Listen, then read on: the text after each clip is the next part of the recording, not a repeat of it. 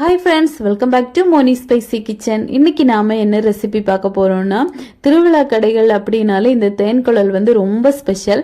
இது ரொம்ப டேஸ்டியா இருக்கும். நம்ம திருவிழா வந்துச்சு அப்படின்னாலே கண்டிப்பா எல்லா கடைகள்லையுமே வாங்கி சாப்பிடுவோம்.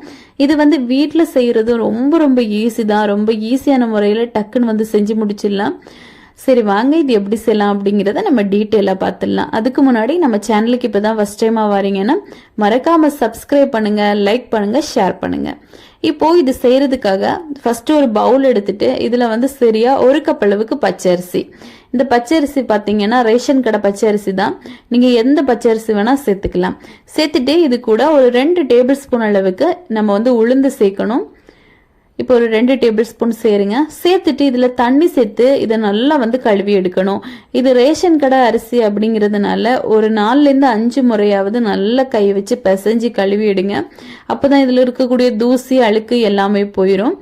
நல்லா நம்ம இப்போ கழுவி சுத்தம் பண்ணி எடுத்துட்டு வந்துடலாம்.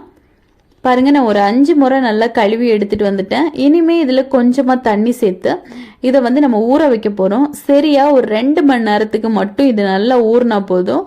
இப்போ இது அப்படியே ஒரு மூடி போட்டு நம்ம ஊற வச்சிடலாம். கம்ப்ளீட்டா இது நல்லா ஊறி வரட்டும். இப்போ பாருங்க, ஒரு 2 மணி நேரத்துல நல்லா ஊறி வந்திருக்கு. இனிமே இத தண்ணியை நல்லா வடிகட்டிட்டு இது ஒரு மிக்சி ஜார்ல போட்டு நல்லா நம்ம பேஸ்டா அரைச்சி எடுக்க போறோம். நல்ல பேஸ்டா அரைக்கணும். எந்த அளவுக்கு அப்படின்னா நம்ம கை வச்சு தொட்டு பார்க்கும்போது ரொம்ப நைஸா இருக்கணும்.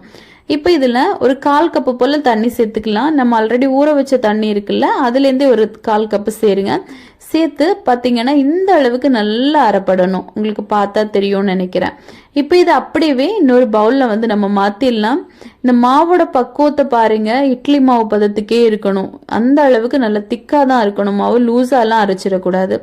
இப்போ இதில் சரியா ஒரு 1/4 கப்பு போல் இட்லி மாவு ஆல்ரெடி நம்ம புளிக்க வச்சு வச்சுருப்போம்ல, இட்லி பேட்டர், அது ஒரு 1/4 கப்பு கண்டிப்பாக சேர்க்கணும். இதை புளிக்க வைக்க போகிறோம்.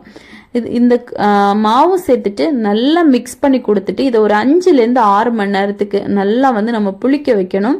அதாவது இது நல்லா ஃபெர்மெண்ட் ஆகி வரணும் அது வரைக்கும். இப்போ இதை மூடி போட்டு ஒரு 6 மணி நேரம் நம்ம அப்படியே விட்டுடலாம். நல்லா சூடான பிளேஸில் வைங்க, சீக்கிரமாகவே நல்லா புளிச்சிடும். இப்போ இது இருக்கட்டும். இப்போ பாருங்க, ஒரு 6 மணி நேரம் ஆயிடுச்சு. நல்லா மாவு புளிச்சு வந்திருக்கு, நல்லா பொங்கி வந்திருக்கு. இதை நல்லா கலந்து கொடுத்துருங்க ஒரு முறை. இந்த மாதிரி நல்லா கலந்து கொடுத்துட்டு மாவை பார்த்தீங்க அப்படின்னா இந்த அளவுக்கு நல்ல திக்காக இருக்கணும். இப்படிதான் இருக்கணும். அப்பதான் நம்மளுக்கு இந்த தேன்குழல் நல்லா பெர்ஃபெக்டா நம்மளுக்கு வரும். இப்ப நான் ஒரு பிளாஸ்டிக் கவர் தான் எடுத்திருக்கேன். நீங்க ஜிப்லாக் கவர், அப்புறமா பைப்பிங் பேக் இந்த மாதிரியும் எடுத்துக்கலாம். இல்ல அப்படின்னா ஒரு பாட்டில் எடுத்து அதோட மூடியில சின்னதா ஹோல் போட்டும் எடுத்துக்கலாம். இப்ப நான் இந்த கவர்ல ஒரு முனையில மட்டும் சின்னதா ஹோல் போட்டு எடுத்துட்டு மாவை நம்ம இப்ப இந்த கவருக்குள்ளாடி எல்லாத்தையுமே சேர்த்துடலாம்.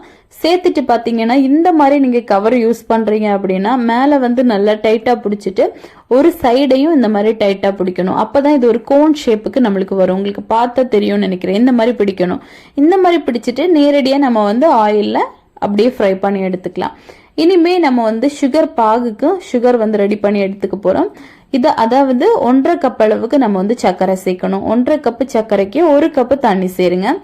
சேர்த்து இதை நல்லா இப்ப நம்ம கொதிக்க வச்சு எடுத்துக்க போறோம். இதுக்கு பதம் அப்படி எல்லாம் பார்க்க வேண்டாம். நல்ல பிசு பிசு பதம் தான் வரணும். ரொம்ப இந்த 1 கப்பி பதம் 2 கப்பி பதம் அந்த மாதிரி எல்லாம் வரக்கூடாது. நல்லா பிசு பிசுன்னு இருந்துச்சு அப்படின்னாலே நீங்க ஸ்டவ் ஆஃப் பண்ணிடலாம். இப்ப பாருங்க, இந்த அளவு கொதி வந்ததும் நம்ம லேசா கை வச்சு இந்த மாதிரி எடுத்து பார்த்தோம் அப்படின்னா பிசு பிசுன்னு ஒட்டுற மாதிரி இருக்கும். அதுதான் சரியான பக்குவம்.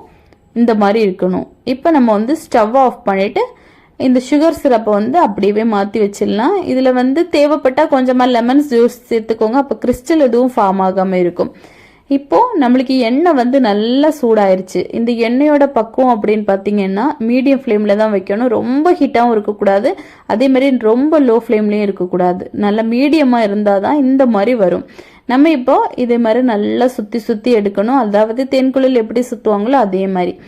இப்போ கரெக்டான ஃப்ளேம்ல தீ இருந்துச்சு அப்படின்னா தான் இது நல்லா பெர்ஃபெக்டா வெந்து வரும். பாருங்க, நம்ம சேர்த்த உடனே கொஞ்சம் கொஞ்சமா நல்லா பொங்கி வர ஆரம்பிச்சிருச்சு. இப்போ ஒரு பக்கம் வெந்ததுக்கு அப்புறமா இதை லேசா இந்த மாதிரி நம்ம திருப்பி போட்டுக்கலாம். உங்களுக்கு எடுக்கும் போதே திருப்பி போடுறதுக்கு வரும். அதான் கரெக்டான பக்கம். ஒரு பக்கம் வெந்துருச்சுன்னு அர்த்தம். இப்போ அடுத்த பக்கமும் நல்லா ஃப்ரை பண்ணி எடுங்க. இதை நீங்கள் வந்து லோ ஃப்ளேமில் போட்டு ஃப்ரை பண்ணிட்டீங்க அப்படின்னா ரொம்ப சப்பையாக போயிடும். அதே ஹை ஃப்ளேமில் வச்சுட்டிங்கன்னா நல்லா கரிஞ்சிரும். மீடியம் ஃப்ளேமில் கண்டிப்பாக வைங்க. இப்போ இது அப்படியே எடுத்துட்டு இம்மீடியட்டாக நம்ம வந்து அந்த சுகர் பாகில் சேர்த்துடணும். அப்போ தான் இது உடனேவே அந்த பாகை வந்து அந்த சூடாக இருக்கும்போதே உறிஞ்சி எடுக்கும். இப்போ இது அப்படியே ஒரு 2 பக்கமும் மாற்றி மாற்றி போட்டு 1லேருந்து ஒரு 2 நிமிஷத்துக்கு மட்டும் நம்ம வந்து இந்த பாகுக்குள்ளே இதை அப்படியே போட்டுடலாம். அதுக்கப்புறமா வெளியே எடுத்துக்கோங்க. இப்போ பாருங்கள், ஓரளவுக்கு கொஞ்சம் வந்து இந்த பாகெல்லாம் ஊறிடுச்சு. நம்ம எடுக்கும்போதே கொஞ்சம் நல்லா வெயிட்டாக இருக்கும். இருந்ததை விடையுமே கொஞ்சம் வெயிட்டாக இருக்கும். இப்போ நம்ம அதை அப்படியே வெளியே எடுத்து வச்சிடலாம். இதை நீங்கள் சூடாகவும் சாப்பிடலாம், நல்லா ஆற வச்சும் சாப்பிடலாம். ரொம்ப ரொம்ப டேஸ்டியாக இருக்கும். நம்ம வந்து கண்டிப்பாக திருவிழா கடை முடிஞ்சு அப்படின்னா இது எப்போவாச்சும் நம்மளுக்கு சாப்பிடணும்னு தோணும். அந்த டைமில் நீங்கள் வீட்டிலே ஈஸியாக வந்து செஞ்சு சாப்பிடலாம். ரொம்ப டேஸ்டியாக இருக்கும். நீங்களும் உங்கள் வீட்டில் இதை வந்து ட்ரை பண்ணி பாருங்கள். ட்ரை பண்ணி பார்த்துட்டு எப்படி வந்துச்சுன்னு மறக்காமல் கமெண்ட் பண்ணுங்கள். இதே மாதிரி இன்னும் நிறைய ரெசிபிஸ் வேணும்னு நினச்சிங்கன்னா மோனி ஸ்பைசி கிச்சன் சேனலை சப்ஸ்கிரைப் பண்ணுங்கள், லைக் பண்ணுங்கள், ஷேர் பண்ணுங்கள். நெக்ஸ்ட் இன்னொரு வீடியோவில் உங்களை சந்திக்கும் வரை டேக் கேர், பாய்.